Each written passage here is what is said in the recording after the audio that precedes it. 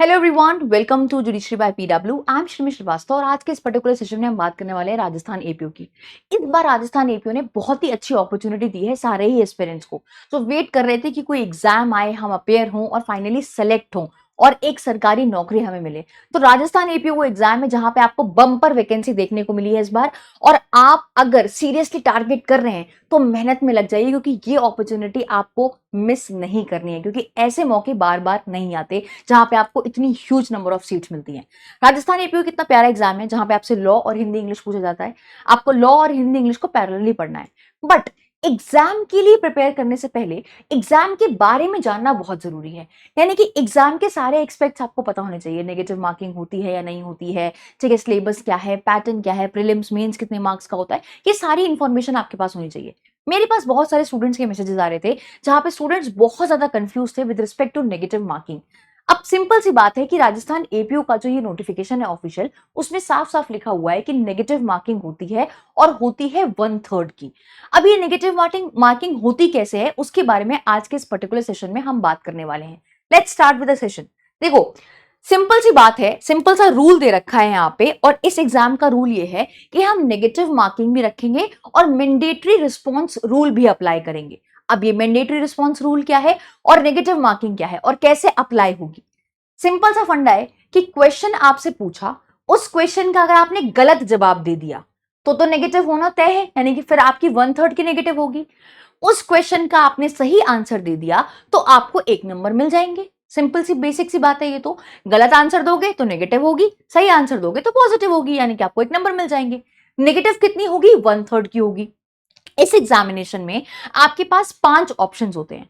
5 option इसलिए दिए गए हैं, जो 5वां ऑप्शन है वो आपको तब यूज करना है जब आप क्वेश्चन को स्किप कर रहे हो, यानी कि आपकी इंटेंट नहीं है, उस क्वेश्चन का आपको आंसर आता ही नहीं है, आप तुक्का लगा नहीं रहे हो क्योंकि आप श्योर नहीं हो इतने तुक्के में।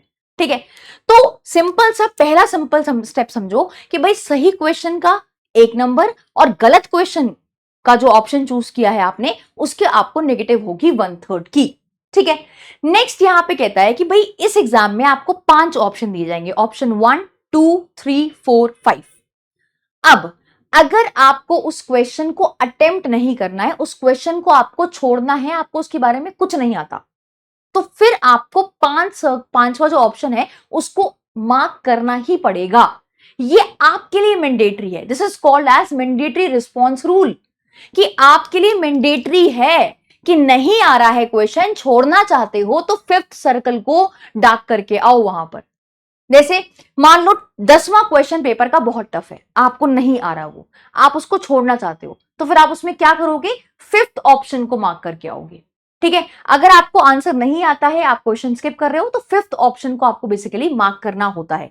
इससे आप एग्जामिनर को बता देते हो कि देखियो मुझे इस क्वेश्चन को अटेम्प्ट करने का इंटेंट नहीं है, आप स्किप कर रहे हो इस क्वेश्चन को, ये बता रहे हो 5th ऑप्शन को मार्क करके। नेक्स्ट इज कि अगर मान लो आप क्वेश्चन में जो ऑप्शंस है 5, उनमें से कोई भी ऑप्शन फिल नहीं करते हो, आपको क्वेश्चन आता नहीं है और आपने कोई भी सर्कल डार्क नहीं किया, पांचों में से एक भी डार्क नहीं किया, आपने ब्लैंक छोड़ दिया, तो फिर आपके ऊपर पेनल्टी लग जाएगी, यानी कि फिर 1/3 की आपकी पेनल्टी होने वाली है। यहां पर देखो, अगर आप सारे ऑप्शन में से कोई भी चूज नहीं करोगे तो आपको 1/3 नेगेटिव आपके ऊपर पेनल्टी लगा दी जाएगी।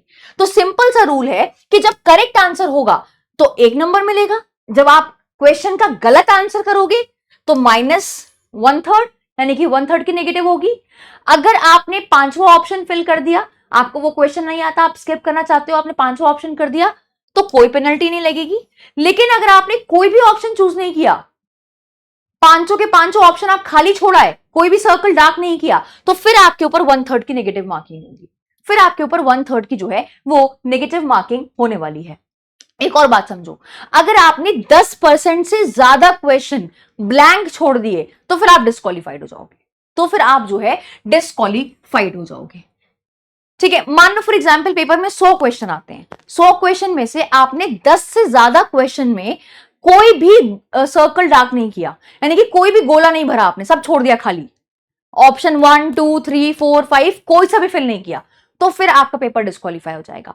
और 10 क्वेश्चन से कम ऐसे क्वेश्चंस हैं जिसमें आपने गोला नहीं भरा है, सर्कल नहीं फिल किया है, तो फिर आपके ऊपर पेनल्टी लग जाएगी। It is as simple as that. अगर 10% से ज्यादा क्वेश्चन आपने छोड़ दिए कंप्लीटली ब्लैंक, तो फिर आपका पेपर डिस्क्वालिफाइड हो जाएगा। 100 क्वेश्चन है मान लो फॉर एग्जाम्पल, 10 क्वेश्चन से ज्यादा अगर आपने ब्लैंक छोड़ दिए हैं तो डिस्क्वालिफाइड हो जाएगा। और 10 क्वेश्चन से कम अगर ब्लैंक छोड़े हैं तो फिर पेपर तो आपका सही हो जाएगा, चेक हो जाएगा, लेकिन पेनल्टी आपके ऊपर लग जाएगी। पेपर डिस्क्वालिफाइड नहीं होगा अगर 10 क्वेश्चन से कम जो है आपने ब्लैंक छोड़े हैं, तो पेपर वैलिड रहेगा, लेकिन आपके ऊपर पेनल्टी लग जाएगी 1/3 की।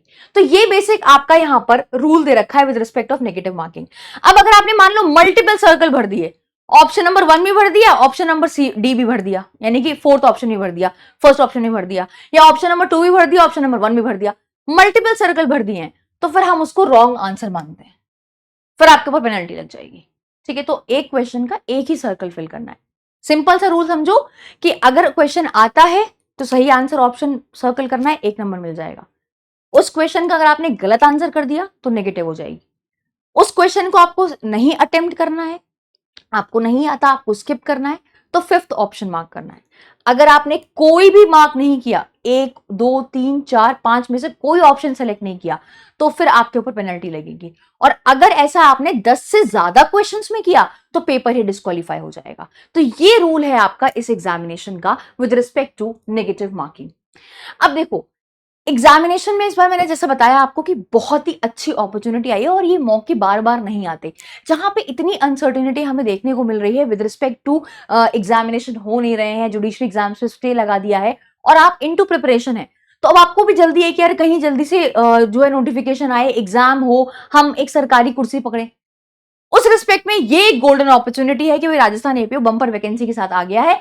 आप सीरियसली पढ़कर लॉ के सब्जेक्ट्स और हिंदी इंग्लिश को बैलेंस करके, दोनों को इक्विवेलेंट पढ़कर इस एग्जाम में जा सकते हो। अभी आपके पास बहुत टाइम है, ठीक है। अभी आपकी फॉर्म फिल करने की विंडो भी जो है आपकी ओपन है, ठीक है। आप आराम से फॉर्म फिल कर सकते हो, अभी टाइम है आपके पास। अभी 3 महीने बाद पेपर है, 2 सितंबर को पेपर है, राइट। तो अभी आपके पास इतना टाइम है कि आप आराम से सब्जेक्ट्स को साथ में अपने हिंदी इंग्लिश को बैलेंस कर सकते हो।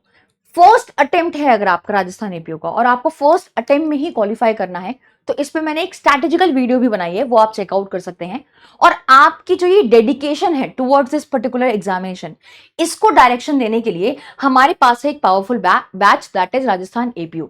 अब राजस्थान एपीओ का जो ये बैच है ना, इसमें सब कुछ कवर है, प्रीलिम्स और मेंस, ठीक है। आपकी दोनों की तैयारी कराई जा रही है। और ये बात ध्यान रखना, इस एग्जामिनेशन में आपको तैयारी पहले दिन से दोनों स्टेज की करनी है, प्रीलिम्स की भी करनी है, मेंस की भी करनी है, ठीक है। ये बैच आपका 7,499 रुपए में मिल रहा है। और इस अमेजिंग फीचर और अमेजिंग बात इस बैच की ये है कि आपको एक बैच इस बैच के साथ फ्री मिल रहा है। राजस्थान एपीओ 2024 का बैच आपको इस बैच के साथ एब्सोल्युटली फ्री मिल रहा है। इसमें आपको टेस्ट सीरीज मिल रही है, प्रीलिम्स की, मेंस की टेस्ट सीरीज मिल रही है, ठीक है। आपको सारे लॉज मिल रहे हैं, यहाँ पे लाइव क्लासेस मिलेंगी इसकी, सब कुछ जो भी आपका हिंदी इंग्लिश इंपॉर्टेंट है वो भी आपको उसकी क्लासेस यहाँ पे मिलेंगी इस बैच में। तो सारे एक्सपेक्ट को बेसिकली कवर किया गया है इस बैच में, जिससे आपकी एक दमदार प्रिपरेशन हो पाए।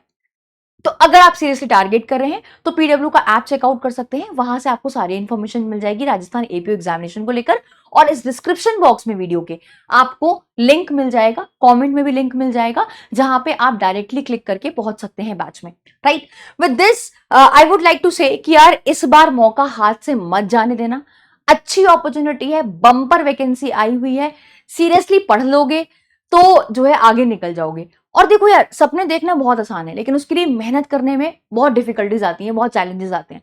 कभी कभी पढ़ पढ़ के थक जाते हैं, बट जब भी थक जाओ ना, जब भी रुकने का मन करे, तो हमेशा बस ये सोचना कि यार अगर मैं थोड़ी मेहनत और कर लूं ना, तो मेरे नाम के आगे एपीओ लग जाएगा। ये सोचोगे अगर, द मोमेंट आप ये सोचोगे कि मैं थोड़ी मेहनत और कर लेता हूं, मेरे नाम के आगे एपीओ लग जाएगा, तो डेफिनेटली फिर आप नहीं रुकने वाले।